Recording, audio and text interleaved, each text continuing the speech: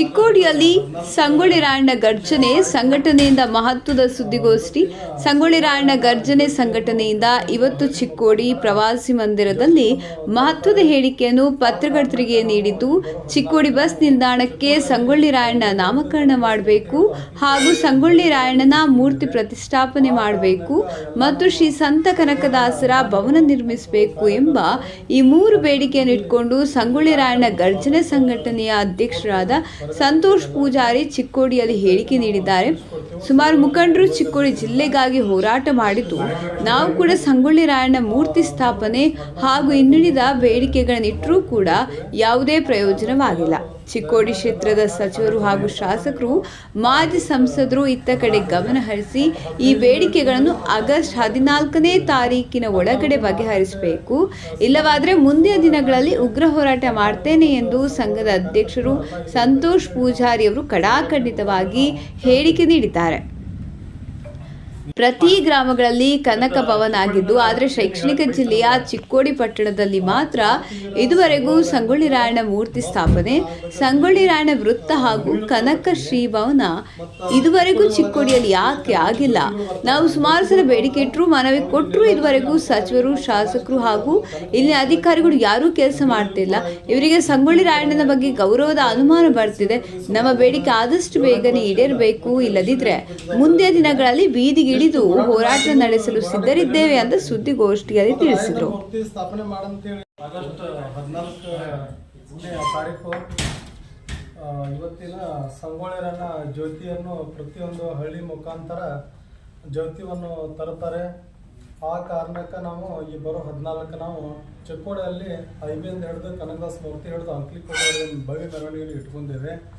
ಆ ಕಾರಣಕ್ಕೆ ಎಲ್ಲ ನಮ್ಮ ಸಂಗೊಳ್ಳಿ ಅಭಿಮಾನಿಗಳು ಮತ್ತು ಕಾರ್ಯಕರ್ತರು ಅಟ್ರು ಕೂಡಿ ಈ ಕಾರ್ಯಕ್ರಮದ ಸ್ವಾಗತ ಕೋರ್ತೀವಿ, ಬರಬೇಕಂತೇಳಿ ಎಲ್ಲರಿಗೂ. ಮತ್ತು ಇದು ನಾವು ತಿಳಿಸ್ಕೊಡ್ತೀವಿ ಸಂಗೊಳ್ಳಿ ಯುವ ಗರ್ಜನೆಯಿಂದ. ಅದಕ್ಕೆ 3 ಗಂಟೆ 14ನೇ ತಾರೀಕು 3 ಗಂಟೆ ಸುಮಾರು ಇಟ್ಕೊಂಡಿರ್ತೇವೆ. ಆ ಕಾರಣಕ್ಕೆ ಎಲ್ಲರೂ ದಯಮಾಡಿ ಎಲ್ಲ ಕಾರ್ಯಕರ್ತರು ಅಭಿಮಾನಿಗಳು ಆಗಸ್ಟ್ 14 ಮತ್ತು 15 ಇಟ್ಕೊಂಡೆವು, 14 ಕಾರ್ಯಕ್ರಮ ಇಟ್ಕೊಂಡೇವೆ. ನಾವು 14 4 ಗಂಟೆ ಸುಮಾರು 3 ಗಂಟೆ ಸುಮಾರು ಎಲ್ಲ ಇಲ್ಲಿ ಅಭಿಮಾನಿಗಳು ಮತ್ತು ಸಂಘಟನೆ ಕಾರ್ಯಕರ್ತರು ಎಲ್ಲ ಇಲ್ಲಿ ಇರಬೇಕಂತೇಳಿ ನಾವು ಸಂಘಟನೆ ಮುಖಾಂತರ ನಾವು ಹೇಳ್ತೇವೆ.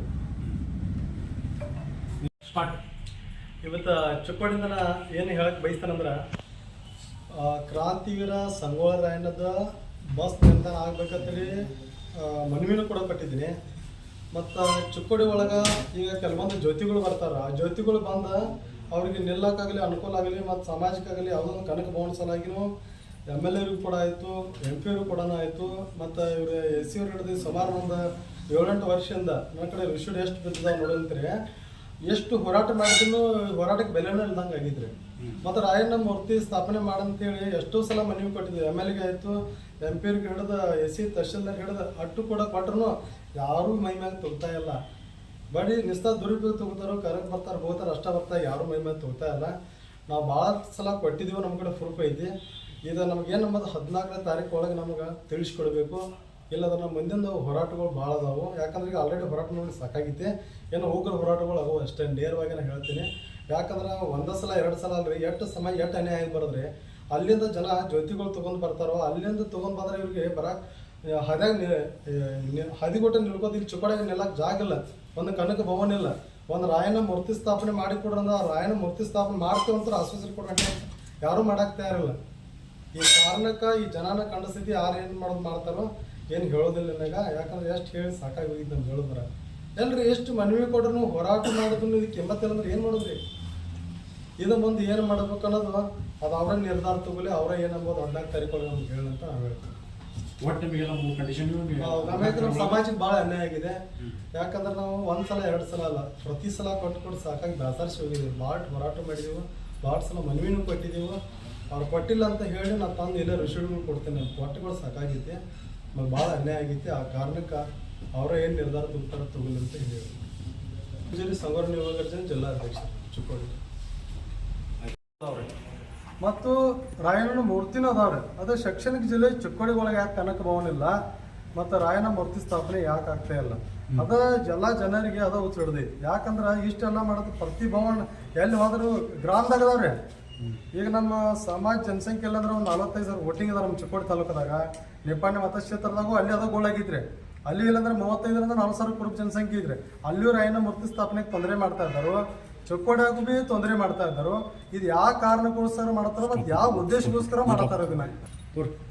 ಇವತ್ತಿನ ಇರ್ತಕ್ಕಂಥ MLA ಅವರಾಗಲಿ ಮತ್ತು ಪೈಲ ಮಾಜಿ MP ಅವರಾಗಿದ್ರಲ್ಲ ಅವರಾಗಲಿ ಮತ್ತು ಈಗಿನವ್ರು ಹಿಡಿದು ಕೂಡ ಇವತ್ತಿಗೆ ನಮ್ಗೆ ಏನು ಅನ್ಯಾಯ ಆಗಾಯ್ತಲ್ಲ, ಈಗ ಏನು ಅನ್ಯಾಯ ಆಗಾಯ್ತಲ್ಲ ಅದನ್ನು ನಮ್ಗೆ ತೋರಿಸ್ಕೊಡ್ಬೇಕು. ಯಾಕಂದ್ರೆ ಇಲ್ಲಿ ಎಷ್ಟೋ ಸಲ ನಾವು ಇಷ್ಟೆಲ್ಲ ಮಾಡಿದ್ರು ಕಿಮ್ಮತ್ತು ಕೊಡ್ತಾ ಇರಲ್ಲ.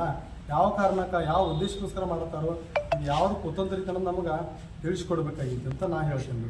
ಈಗಾಗಲೇ ಚಿಕ್ಕೋಡಿ ಕೆಲವೊಂದು ಕಡೆ ರೀ ಸುಮಾರು ಒಂದು 2,000 ಜನ ಒಂದು ಸಮಾಜ ಐತೆ ಅಂದ್ರೆ ಅಲ್ಲೊಂದು ಭವನಗಳು ಕಟ್ಟಿದ್ದಾರೆ. ಒಂದು 2,000 ಜನ ಅದರಿಂದ ಒಂದು ಭವನಗಳು ಕಟ್ಟಿದ್ದಾರೆ. ನಮ್ದು ಇಷ್ಟೆಲ್ಲ ಇದ್ರೂ ಒಂದು ಭವನಗಳು ಕಟ್ತಾ ಇಲ್ಲ ಅನ್ನೋದು ಒಂದೇ ಕಾರಣ. ಅದು ಯಾವ ಕಾರಣ ಕಟ್ಟೋರು ಏನು ಕುತಂತ್ರಿ ನಮ್ಗೆ ತಿಳಿಸ್ಕೊಡ್ಬೇಕಂತ.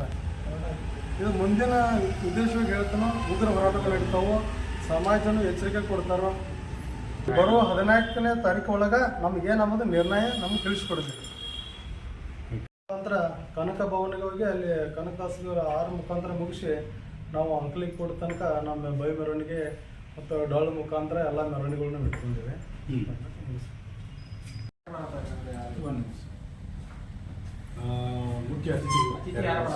ಮುಖ್ಯ ಅತಿಥಿಗಳು ನಾವು ಕೆಲವೊಂದು ಸ್ವಾಮೀಜಿಗಳು ಹೇಳಿದ್ದೇವೆ. ಅಂದಿಗೊಂದು ಅಜಾರು ಮತ್ತು ಸದಲಗ ದರಿಕನ್ ಅಜಾರು ಮತ್ತು ಚಿಕ್ಕೋಡಿಯಿಂದ ಕೆಲವೊಂದು ಗಣ್ಯ ವ್ಯಕ್ತಿಗಳು ಬರ್ತಾ ಇದ್ದಾರೆ. ಆ ಕಾರಣಕ್ಕೆ ಕೊಟ್ಟ ಒಳ್ಳೆ ಇದನ್ನು ಮಾಡಬೇಕು, ಸಂಗೋರೆಯಿಂದ ಇದನ್ನು ಮಾಡಬೇಕಂತ ನಾವು ಹೇಳ್ತೀವಿ. ಕಾರ್ಯಕ್ರಮ